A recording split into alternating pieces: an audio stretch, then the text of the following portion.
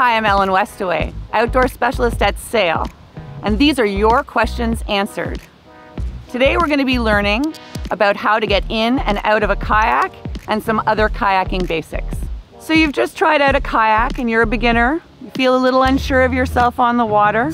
Well, here we'll have some tips and tricks for you on how to perfect your skills. First, we'll talk about how to get your kayak to the water safely.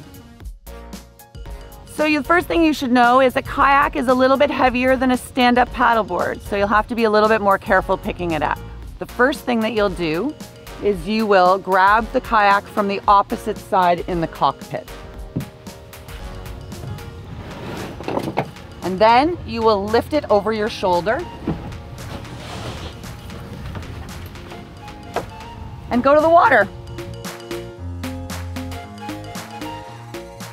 If you're using a dock to get into your kayak, you can use the dock as added stability.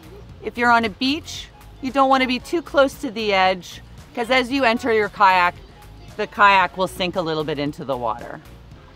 So the first thing that you'll do is you'll take your kayak paddle and you'll place it across the cockpit of your boat. Keeping your center of gravity low, you'll enter the kayak 1 foot at a time. And then sit down when you're ready and extend your legs. When you have the paddle in your hands, you'll want to make sure that your hands are evenly spaced from the blades and that you have the center of the paddle sort of in the middle of you.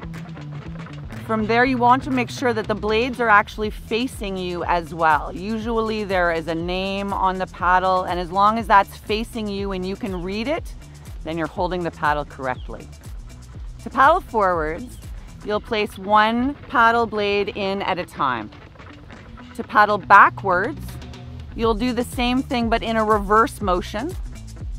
To stop the boat, you'll just place your paddle directly into the water.